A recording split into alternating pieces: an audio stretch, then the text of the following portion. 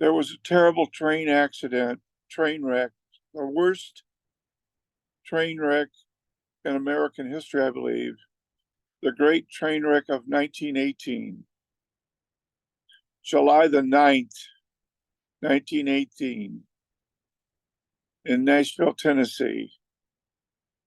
Two passenger trains collide head on. 101 people are killed. How could something like that happen? Well, unfortunately, these two trains had to share the same track at a certain point, and there were people who were responsible. It was their responsibility to check the logs and make sure that they wouldn't try to occupy the same space at the same time, which would be a formula for disaster. This was the famous Dutchman's Curve west of downtown Nashville.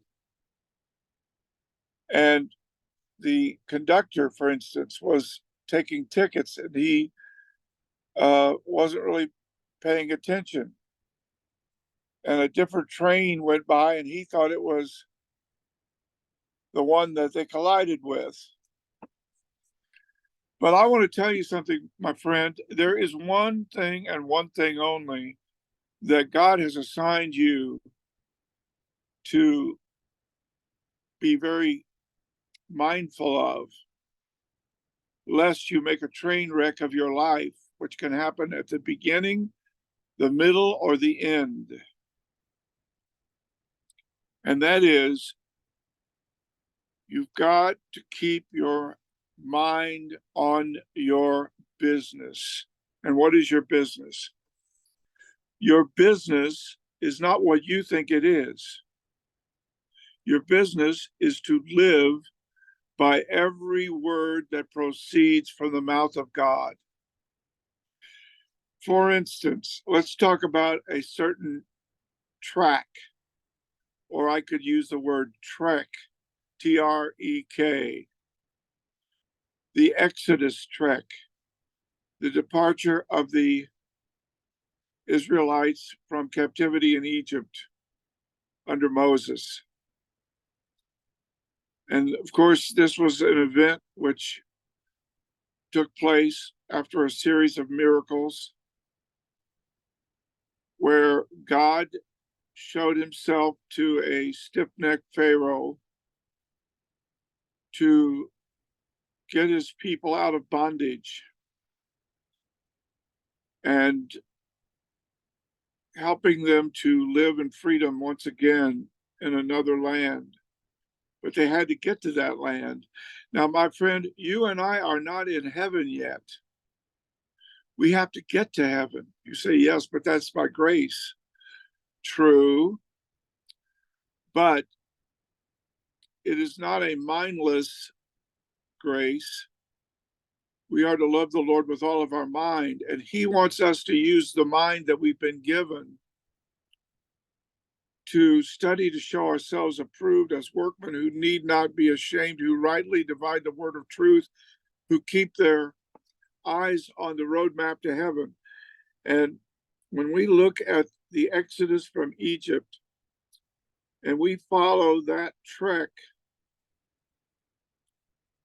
it is an example of the kind of thing that we have to do to avoid shipwreck or train wreck of our life. Because the information in the Bible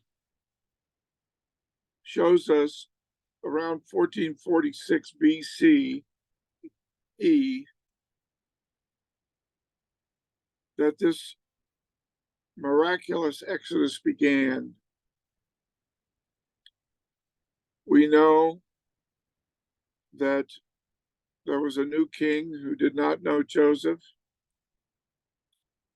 We know that there was hard taskmasters. We know that God revealed himself to Moses and sent Moses with signs and wonders to confront Pharaoh. And cutting to the chase here, I'm going to talk about the final plague.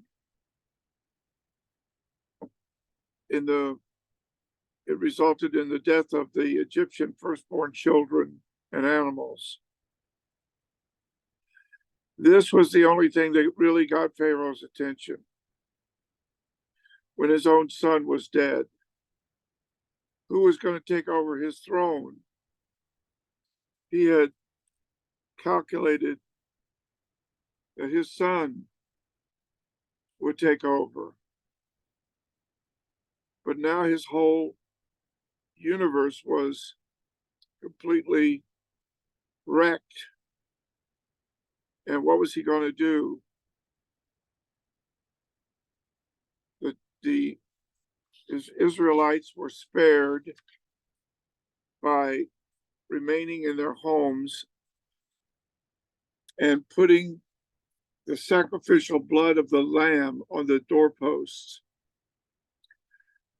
With the lamb in their mouth and the lamb's blood on the doorposts, they were secure as this plague took all the other firstborns in all the other houses that were not under the blood.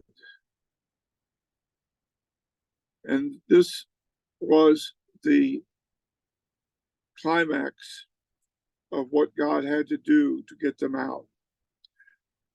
Do you understand what God had to do to save you? How he had to move heaven and earth? How you were stiff-necked? How it took a stupendous miracle to open your blind eyes and your deaf ears and your hard heart and your stiff-necked, all we like sheep have gone astray. We've all gone our own way. You were going your own way. And God had to change that. Now you are in a Exodus trek toward heaven. And if you're not careful, you will take your eyes off the Bible. There is a way that seems right to a man, but that way ends in death. In all your ways, acknowledge him and keep your eyes on his word, and he will direct your paths. He is the counselor that you have to have. And any other counselor will give you bad counsel. You remember the great crash of 1929? I wonder how many people paid a lot of money to get bad counsel and lost it all anyway. We're talking about a crash right now. Your life was already crashing and crashed, and God saved it. Now we have to follow the Lord all the way home to heaven. And that's not going to be by depending on family and money and the things of this world. None of that will get you to heaven. In fact, the Lord had to save you in some sense from your family and from your addiction to depending on worldly things. That was the very thing that you had to be saved from. So the exodus from Egypt began, the whole company under Moses, taking the northerly road leading from Egypt to Gaza in Canaan. And from Ramesses, probably near Kantir, they moved to Sukkot, perhaps the ancient area there in the southeastern region of the Nile Delta.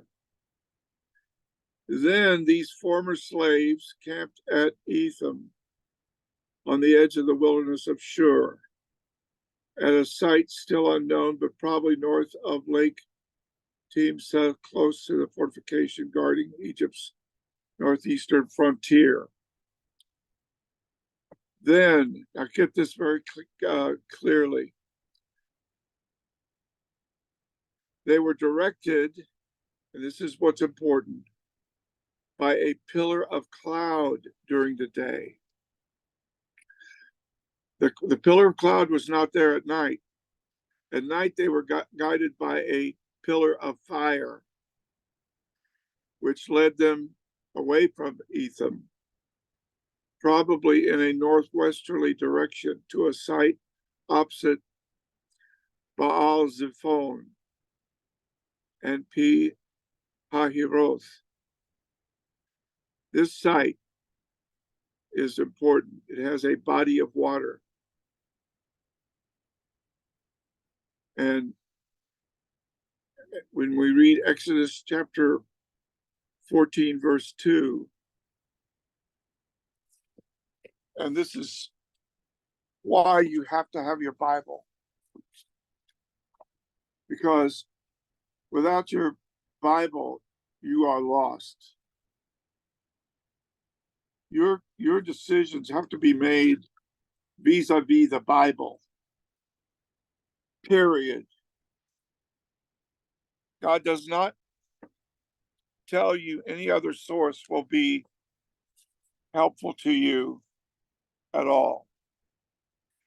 It says, Exodus 14:2, speak unto the children of Israel, that they turn and encamp before Pi Hahiroth, between Migdal and the sea. And they have to encamp by the sea. To this, the Egyptians thought, well, this spells doom for them. Now they're trapped against the sea. This is what Rommel wanted. He wanted to trap the Allies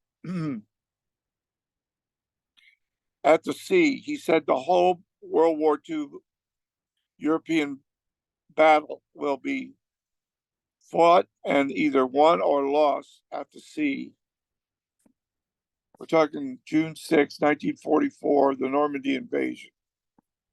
The Egyptians wanted to trap the doomed runaway slaves at the sea, like Rommel wanted to trap the Allied soldiers trying to get out of their ships onto the landing beach. He wanted to entrap them and doom them at the sea. And the wonderful thing that happened, the parting of the Red Sea, is what I'm talking about. To the Egyptians, this body of water spelled the doom of a group of runaway slaves that had become thoroughly confused about their location as they struggled to get out of the Goshen area. But just as the weather was part of God's plan, making Rommel think, oh, I can go have a day off with my wife on her birthday, June the 6th is my wife's birthday. I don't have to be at Normandy. I don't have to be anywhere near my panzers. I can be away. The cat can be away. And the mice won't play. And so the weather looked so bad that no way would the Normandy invasion occur. They thought they were going to invade somewhere else anyway, and especially on a bad day like this. But this was the Lord. The Lord's plan was to make the weather clear up just as the troops were approaching the beaches. And the misunderstanding of the Egyptians and the misunderstanding of the Nazis are comparable here, because the misunderstanding on the part of the Egyptians was part of God's plan to destroy the Egyptian armies. Exodus 14:3-4. For Pharaoh will save the children of Israel. They are entangled in the land. The wilderness hath shut them in. And I will harden Pharaoh's heart, and he shall follow after them. And I will be honored upon Pharaoh and upon all his hosts, that the Egyptians may know that I am the Lord. And they closed in on the Israelite camp, eager to recapture their escaped slaves. And while the Hebrews assembled and rushed to the edge of the water, the pillar of cloud moved to the rear of the fleeing Hebrews, preventing the movement of the Egyptian armies. Now, the paratroopers did this, trying to cut off any reinforcements. So they landed five hours before the others landed. And that included the glider planes. They wanted to keep the reinforcements from being able to attack the beaches. And they were assigned various bridges, etc. And this is exactly what God did. He moved the pillar of cloud to the rear of the fleeing slaves, the Hebrews, preventing the movement of the Egyptian armies. This is exactly what the paratroopers and the glider planes were assigned to do. Very carefully thought out by Eisenhower and his generals. And what I'm trying to tell you is the Bible is very carefully thought out. And you're using up your mental energy reading other things, and you're going to get in trouble. A strong east wind from the desert began to blow on the surface of the water, which is also described more fully as a reed sea or lake of papyrus reeds. Exodus 15:22. The Red Sea is the way this is translated. We're talking about a large oceanic gulf far to the southeast, in which papyrus reeds do not grow. We're talking about the concentrated hot winds parting the shallow marsh waters and the dried bottom of the Israelites fleeing across it. But this was not just a freak accident of wind and weather. This was a very carefully thought out divine miracle. And God parted the Red Sea, make no mistake. He did it as a miracle. It was not just a climate operation, as in Dunkirk, or I should say D-Day. We're talking about a miraculous division of the Red Sea. And we're talking about the salvation of these ones who were going to the promised land, where the Messiah would come and save the whole world. And that's just the beginning of the Exodus. The Israelites began to journey into the wilderness of Shur, known in Numbers 33:8 as the wilderness of Etham. They had traveled in a circular manner, except that now they were east of the body of water. Being free from the threat of capture, they traveled east and south into the Sinai Peninsula in order to meet with God at Mount Sinai. Here they would establish a camp, and the Lord would establish his covenant with his chosen nation. And Moses would be up there with God and have to return up there with God. But there was very little water at Etham. And God enabled Moses to locate a supply. And that's what we have to do, friend. We have to wait on God to locate everything we do. We do not do things in the flesh.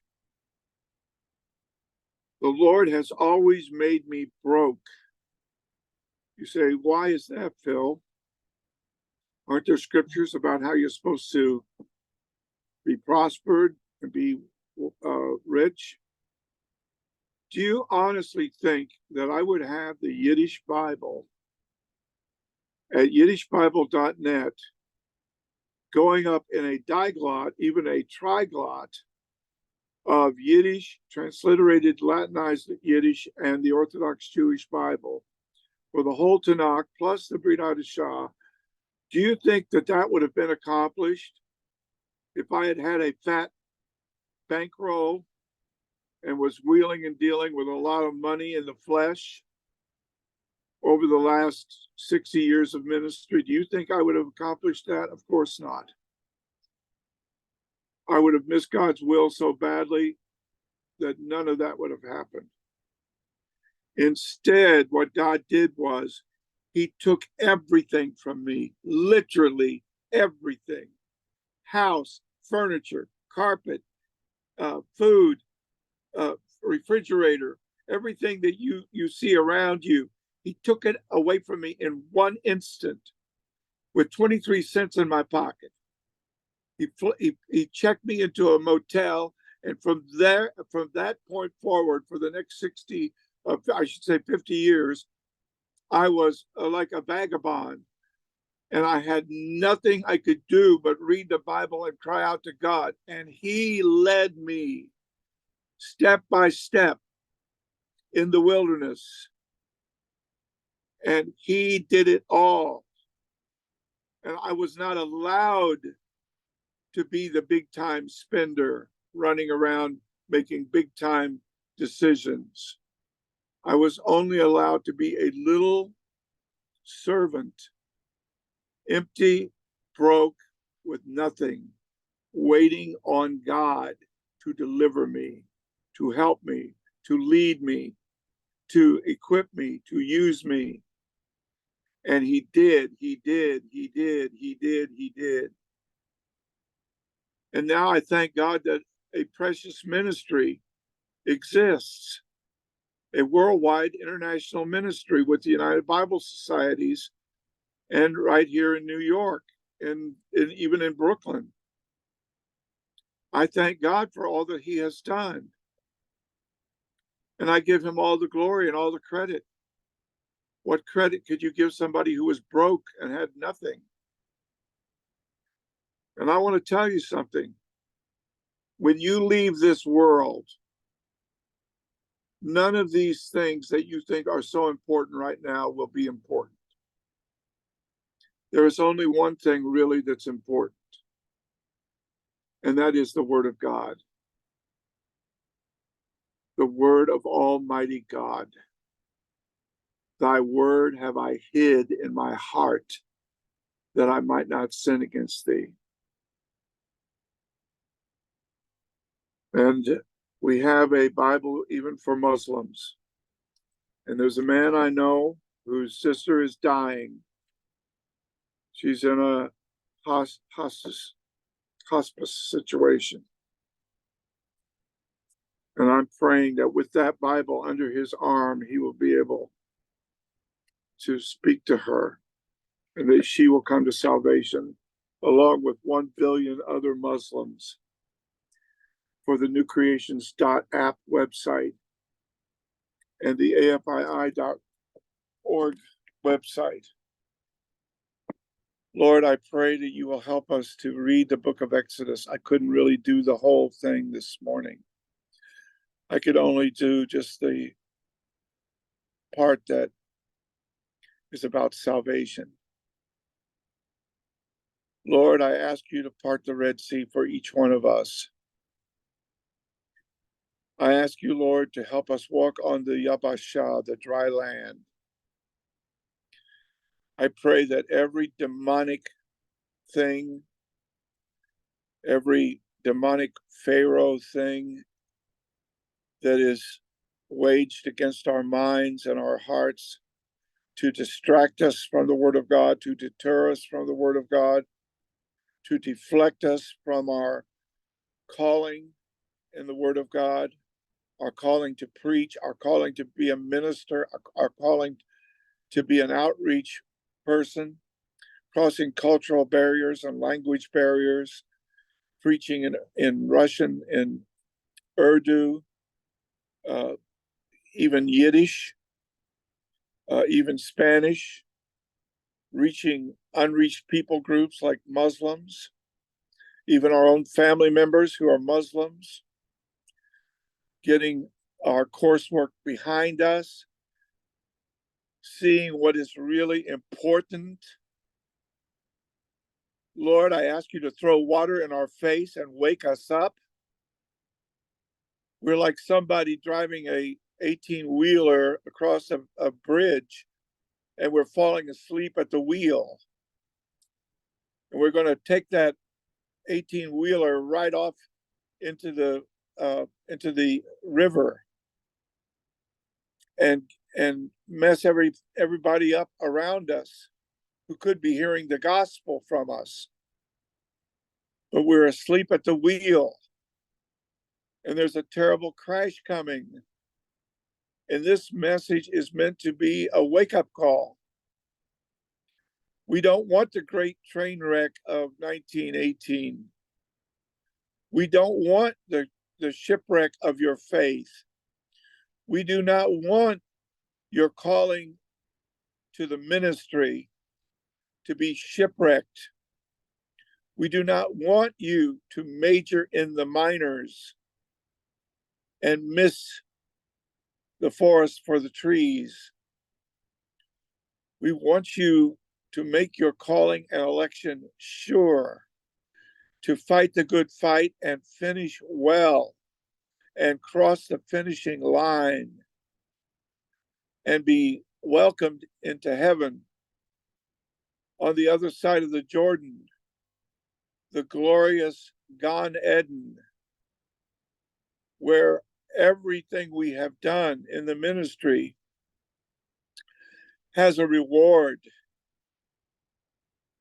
But if we become, it says, make sure you continue your calling, make your calling and election sure. It says, make sure that you finish well. There are many warnings in the book of Hebrews and other places.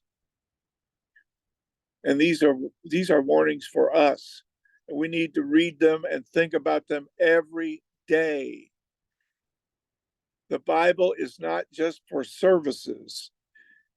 It's for your strength to mutter and meditate on constantly, 24/7, 365. Oh God, I want to pray right now. Multitudes in the valley of decision. I want to pray right now, Lord,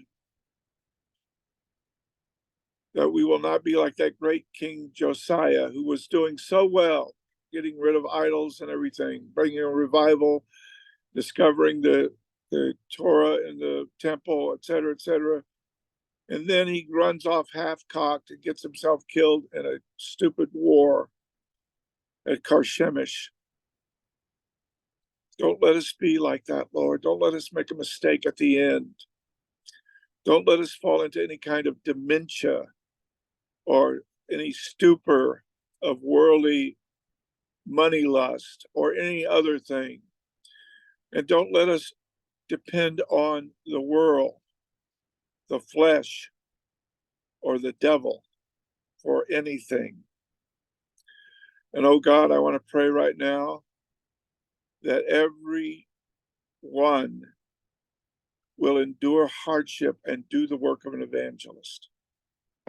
Yeshua HaMoshiach, we thank you for the Mavaser, the evangelist, who preaches the good news and snatches some from the fire. May this be our calling. May this be our legacy.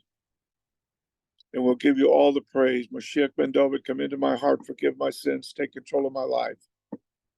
And I will serve you and follow you forever. Amen.